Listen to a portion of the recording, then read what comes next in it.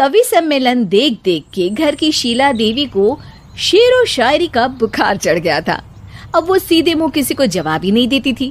उनके पति और उनका बेटा तो काम करने घर से बाहर चले जाते थे और उनकी शायरी झेलनी पड़ती थी बहू रेणु को। अब सास बोलती नहीं, अर्ज करती थी, संदूक पे रखी संदूक, संदूक में रखे झुमके, बहू झुमके निकाल के दे मेरे, कहाँ लगा रही है ठुमके। माँ जी, झुमके तो आपके निकाल दूंगी मैं, लेकिन आपके दिमाग से ये शायरी का भूत कैसे निकलेगा?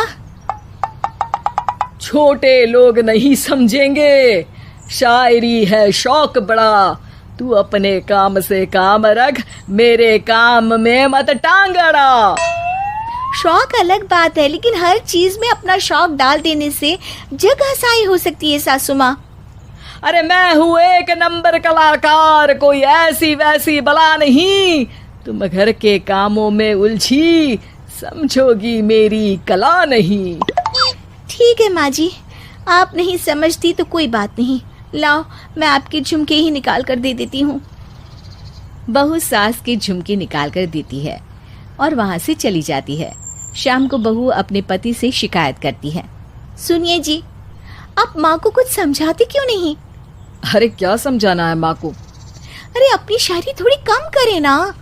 अरे तुमको उनकी शायरी से क्या दिक्कत है? अरे मुझे नहीं, पर पड़ोस में सब लोग हंसते हैं, कहते हैं बुढ़ापे में लोग सठिया जाते हैं, लेकिन शीला जी तो शायर हो गई हैं। अरे लोगों का काम है कहना, लोगों की बातों का क्या टेंशन लेना। अरे वाह, मैंने भी शेर कह दिया, वाह वाह वाह वाह। देख लो, तुमसे किसी ने कहा नहीं और तुम्हारे सामने कोई माँ की बुराई नहीं करता तो तुमको फर्क नहीं पड़ रहा। अरे तुम खामखा की बात का बतंगड़ बना रही हो। चलो चाय बना कर ले आओ मेरे लिए, साथ पियेंगे, कोई ढंग की बातें करेंगे। रेणु चाय बनाने लगती है। पहले वो अपने पति को चाय देती है, फिर सास को और आखिर में अपने ससुर को। लेकिन वो देखती है कि ससुर जी कुछ परेशान से हैं। क्या हुआ ससुर जी, कोई बात हो गई है क्या? अरे तेरी सास बात बात पे शायरी करती है। कल मैंने पूछा कि खाना खाया तो तेरी सास ने क्या जवाब दिया पता है?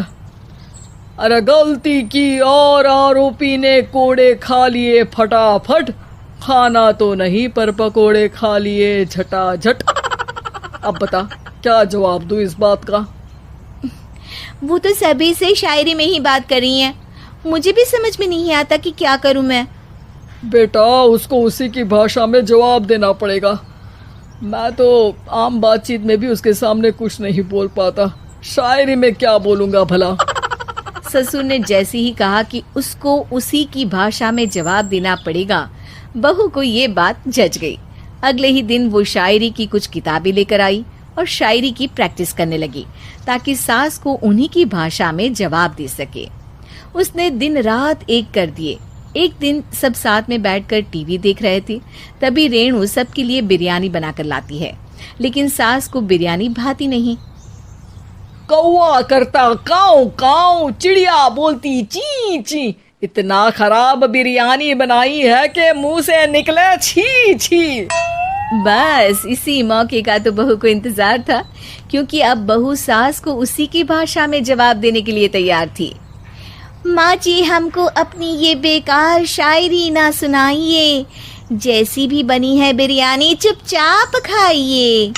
ससुर जी और रेणु के पति ने रेणु का जवाब सुनते ही जोर से ताली बजाई और सास ने जब रेणु का शायराना जवाब सुना तो उनके गले में बिरयानी अटक गई। बहू ने एक और शायरी का तीर छोड़ा।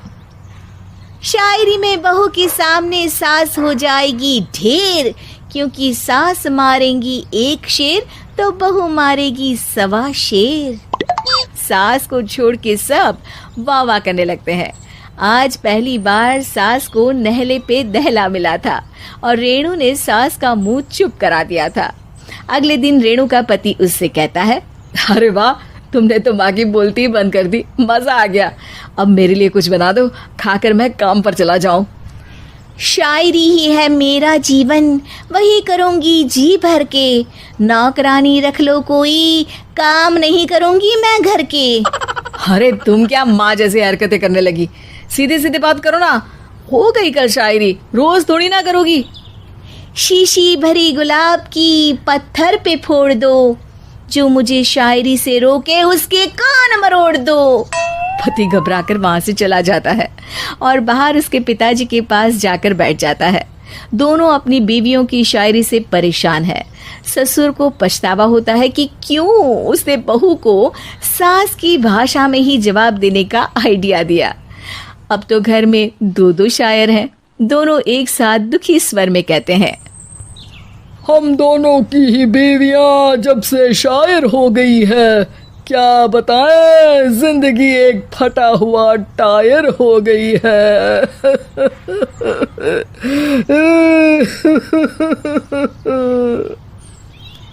हम दोनों की ही बीवियां जब से शायर हो गई है, क्या बताएं, जिंदगी एक फटा हुआ टायर हो गई है।